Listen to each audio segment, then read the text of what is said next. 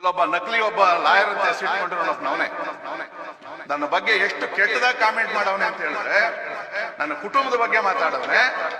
ಇವನು ಹೋಗ್ತಾ ಇರೋದು ಇವನು ಬ್ಲಾಕ್ ಮನಿ ವೀರೇಂದ್ರ ಹೆಗಡೆ ಅವರ ಹತ್ರ ಇಟ್ಟವನು. ಇವನು ತಿರುಪ್ತಿಯಲ್ಲಿ ಏಕವಚನದಲ್ಲಿ ಮುಖ್ಯಮಂತ್ರಿಗಳ ಬಗ್ಗೆ ಮಾತಾಡವನೆ. ಅದೇ ವ್ಯಕ್ತಿ ಗೃಹ ಮಂತ್ರಿಗಳ ಬಗ್ಗೆ ಮಾತಾಡವನೆ, ಡಿ.ಕೆ. ಶಿವಕುಮಾರ್ ಅವ್ರ ಬಗ್ಗೆ ಮಾತಾಡವನೆ, ಮಾಜಿ ಮುಖ್ಯಮಂತ್ರಿಗಳ ಬಗ್ಗೆ ಮಾತಾಡವನೆ, ಪೊಲೀಸ್ ಕಮಿಷನರ್ ಬಗ್ಗೆ ಮಾತಾಡವನೆ. ಇವತ್ತು ಕೇಸಲ್ಲಿ ಬೇಲಲ್ಲ ಅವನೇ, ಆಚೆ ಕಡೆಗೆ ಅವನಿಗೆ ಅಶೋಕ್ ಅವ್ರ ಬಗ್ಗೆ ಮಾತಾಡವನೆ. ನೀವು ಮಾತಾಡಿದ್ರೆ ನಿಮ್ ಬಗ್ಗೆನೂ ಮಾತಾಡ್ತಾನೆ.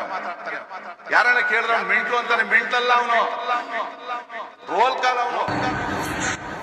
ಇವತ್ತು ನಾವ್ ಯಾರಾದ್ರೂ ಯೂಟ್ಯೂಬ್ ಅಲ್ಲೋ ಸೋಷಿಯಲ್ ಮೀಡಿಯಾದಲ್ಲಿ ಸಣ್ಣ ಕಾಮೆಂಟ್ ಮಾಡಿದ್ರೆ ಸುಮೋಟೋ ತಗೊಂಡು ಪೊಲೀಸರು ನಮ್ಮ ಮೇಲೆ ಕೇಸ್ ಮಾಡ್ತಾರೆ. ಏನ್ ಮಾಡ್ಬೇಕು ಹೇಳಿ ಅಧ್ಯಕ್ಷರ? ಅವ್ನು ಹೇಳ್ತಾನೆ ಧರ್ಮಸ್ಥಳದ ಪರವಾಗಿ ಯಾರು ಮಾತಾಡ್ತಾರೋ ಅವರ ಪರ್ಸನಲ್ ಏನಿದೆಯೋ ಅದನ್ನೆಲ್ಲ ತಗೊಂಡು ಮಾತಾಡ್ತೀನಿ ಅಂತ ನೇರವಾಗಿ ಮಾತಾಡ್ತಾನೆ. ಇವತ್ತುವರೆಗೂ ಅವನು ಕೇಸ್ ಮಾಡಿಲ್ಲ. ನಾವು CIT ಅವರು ಈ ತರ ನೀನು ಹೇಳ್ತಾ ಇದ್ದೀರಪ್ಪ ಅಂತ SIT ಅವರು ಅವನ ಮೇಲೆ ಕೇಸ್ ಮಾಡಿಲ್ಲ. ಗೃಹ ಸಚಿವರು 500 ಕೋಟಿ ರೂಪಾಯಿ, ಗೃಹ ಸಚಿವರೇ ನೀವು ಕೆಲವು ಕೇಸಲ್ಲಿ 500 ಕೋಟಿ ರೂಪಾಯಿ ತಗೊಂಡವನೆ ಅಂತ ಹೇಳವನೆ. ಅವನು ನಕಲಿ ಲಾಯರ್, ನಿಮ್ಗೆ ಗೊತ್ತಿರ್ಲಿ. ಆದ್ರೂ ಕೂಡ ನೀವು ಅದು ಯಾಕೋ 3ನೇ ಕಣ್ಣು ತೆಗಿತಾನೆ ಇಲ್ಲ. ನೀವು ಇರೋ ಕಣ್ಣು ಮುಚ್ಕೊಂಡು ಕೂತ್ಕೊಂಡಿದ್ದೀರಾ. ನೀವು ಡೇಂಜರ್ ಅಲ್ಲ, ಭಸ್ಮ ಆಗ್ಬೇಕು ಅಂತವ್ರು, ಭಸ್ಮ ಆಗ್ಬೇಕು.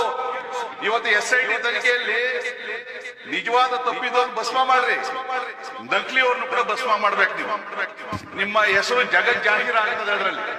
ಇವತ್ತು ನಾವು SIT ತನಿಖೆ ಯಾಕೆ ಒಪ್ಕೊಂಡಿರೋದಂದ್ರೆ ಇದಕ್ಕೊಂದು ಅಂತ್ಯ ಆಡ್ಬೇಕು. ನಾಳೆ ತಿರ್ಗ ಇವತ್ತು ಸರ್ಕಾರಕ್ಕೂ ಕೂಡ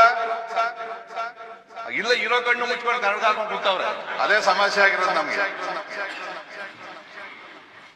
SIT ತನಿಖೆದು ಅಂತ್ಯ ಆಡಬೇಕು. ನಾಳೆ SIT ಅವನ ಮಾಡಿರೋ ಅಪಾದನೆ ಸುಳ್ಳು ಅಂತ ಹೇಳಿದ್ರೆ ಇದೇ ಯೂಟ್ಯೂಬರ್ಸು ಮುಖ್ಯಮಂತ್ರಿ ಮೇಲೆ ಕಾಮೆಂಟ್ ಮಾಡ್ತಾರೆ. ಬರ್ಕೊಡ್ರಿ, ಇವತ್ತೇ ಗೃಹ ಸಚಿವರ ಮೇಲೆ ಕಾಮೆಂಟ್ ಮಾಡ್ತಾರೆ. ಅವರು ಆ ಧರ್ಮಾಧಿಕಾರಿ ಜೊತೆ ಮಿಂಗಲ್ ಆಗ್ಬಿಟ್ರು, ಇವ್ರು ಬ್ಲಾಕ್ ಮನೆಯಲ್ಲಿ ಇಟ್ಟವ್ರೆ. ಮಾಡ್ಲಿಲ್ಲ ಅಂತಂದ್ರೆ ಕೇಳ್ರಿ, ಅವ್ರು ಏನ್ ಹೇಳಿದ್ರು ಕೂಡ ಇದನ್ನ ಅಂತ್ಯ ಆಡ್ಬೇಕಾಗ್ತದೆ. ಕೊಲೆ ಅಂತೂ ಆಗಿದೆ, ಯಾರೋ ಒಬ್ಬ ಮಾಡವನೆ. ಈ ತರದ್ದು ಇಡೀ ರಾಜ್ಯದಲ್ಲಿ ಎಷ್ಟು ಕೊಲೆಗಳು ಅತ್ಯಾಚಾರ ಆಗಿಲ್ಲ, ಎಷ್ಟು ಹೆಣ್ಮಕ್ಳ ಬಗ್ಗೆ ಈ ಗ್ಯಾಂಗ್ ಮಾತಾಡ್ತಾವ್ರೆ. ಸೇಮ್ ಸೌಜನ್ಯ ಹೇಳ್ತಾರೆ, ಬೇರೆ ಹೆಣ್ಮಕ್ಳ ಬಗ್ಗೆ ನೀವು ಮಾತಾಡ್ಬೇಕಲ್ಲ. ಇದು ಇರ್ತಕ್ಕಂಥದ್ದು ಅದ್ರ ಹುನ್ನಾರ ಏನು ಅಂತ ಹೇಳ್ತಾವ, ಅರ್ಥ ಮಾಡ್ಕೊಬೇಕು. ಮತ್ತೆ ಇವತ್ತು ಏನು ನಮ್ಮ ಬಗ್ಗೆ ಆಗ್ಲಿ, ಆ ಕಡೆ ಇರೋರ ಬಗ್ಗೆ ಈ ಕಡೆ ಇರೋರ ಬಗ್ಗೆ ಒಬ್ಬ ನಕಲಿ ಲಾಯರ್ ಅಲ್ಲ, ಅವನು ಲಾಯರ್ ಅಂತ ಹೆಸರು ಇಡಬಾರ್ದು. ಅವನ ಮೇಲೆ ಅವ್ರು ಕೇಸ್ ಹಾಕ್ಬೇಕು. ಕೇಸ್ ಕೊಡ್ರಿ ಅಂತ ಹೇಳ್ತಾರೆ. ಕೇಸ್ ಕೊಟ್ರೆ ನಾನು ಕೋರ್ಟ್ ತಿರ್ಬೇಕು, ಹೋಗಿ ಡೆಫರ್ಮೇಶನ್ ಹಾಕೊಂಡು ಕೆಲವೆಲ್ಲ ಹಾಕಿ ತಿರುಗಿದ್ದೀನಿ ನಾನು. ಲಾಸ್ಟ್ ಟೈಮ್ ಕೆಲವು ಪತ್ರಿಕೆಯವರು ನನ್ನ ಬಗ್ಗೆ ಮಾತಾಡ್ರು ಅಂತ ಹೇಳಿ ಪ್ರಿವಿಲೇಜ್ ಮೂವ್ ಮಾಡಿದ್ವಿ. 1 ವರ್ಷ ಜೈಲು ಶಿಕ್ಷೆ ಆಯ್ತು.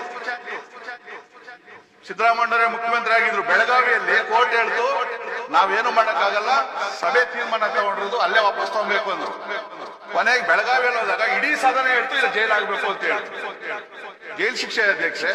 ಇವತ್ತು ನಮ್ಮ ಶಾಸಕರು ಧರ್ಮಸ್ಥಳದ ಬಗ್ಗೆ ಮಾತಾಡಂಗಿಲ್ಲ, ಬೇರೆ ಏನಾದ್ರ ಬಗ್ಗೆ ಮಾತಾಡೋದಿಲ್ಲ. ಅವ್ರಿಗೆ ಏನ್ ಕ್ರಮ ತಗೊಂತೀರಿ? ನೀವು ರಕ್ಷಣೆಗೆ ಬರ್ಲಿಲ್ಲ ಅಂತಂದ್ರೆ ನಾಳೆ ನನ್ನ ಬಗ್ಗೆ ಮಾತಾಡೋರೆ, ಗೃಹ ಮಂತ್ರಿಗಳ ಬಗ್ಗೆ ಮಾತಾಡೋರೆ. ಡಿ.ಕೆ. ಶಿವಕುಮಾರ್ ಅವ್ರು ಯಾಕೆ ಬಿಟ್ಟವ್ರು ಅವ್ನು ಗೊತ್ತಿಲ್ಲ, ಬೇರೆಯವ್ರನ್ನೆಲ್ಲ ಹೊಡೆಯಕ್ಕೆ ಬಿಡ್ತಾರೆ. ಅವ್ರ ಬಗ್ಗೆನೂ ಮಾತಾಡೋನೆ ಅವನು. ಅದ್ಯಾಕೆ ಸೈಲೆಂಟ್ ಆಗಿ ಅವ್ರಿಗೆ ಗೊತ್ತಿಲ್ಲ. ನಮ್ದು ಏನ್ ಬೈಲ್ ತೆಗಿತಾನೆ ತೆಗೀಲಿ. ಇವತ್ತು ನಾಳೆ ಯಾರಾದ್ರೂ ಹೊಡೆದ್ರೆ ಅವನಿಗೆ ಸಬ್ಜೆಕ್ಟ್ ನನ್ನ ಮೇಲೆ ಹಾಕ್ತೀರಿ ನೀವು. ಅಲ್ಲ ಅಧ್ಯಕ್ಷ, ಹೇಳ್ತೀನಿ ಕೇಳ್ರಿ, ಆ ವ್ಯಕ್ತಿನೇ ಅವನು ಕೂಡ ಯೂಟ್ಯೂಬರ್ ಅಲ್ಲಿ ಇರೋಂತಾನೆ. ಇಲ್ಲೇ ಕೊಡುಗೆಳಿಲ್ಲ ಅವನೇ.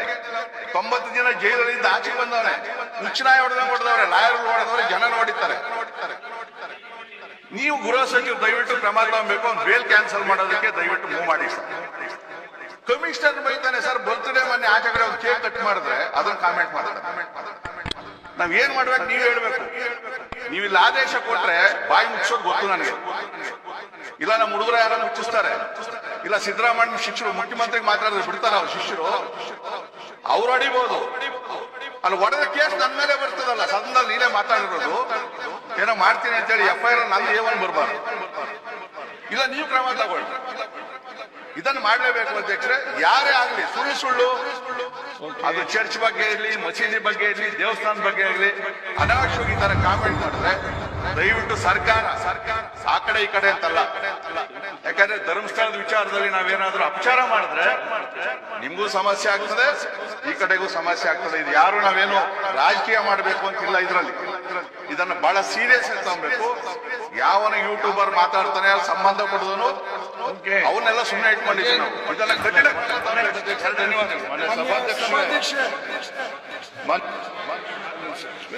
ಈಗ ಕೈ ಎತ್ತೀಗ ನಿಂತ್ರೆ ಆಗ್ತದ.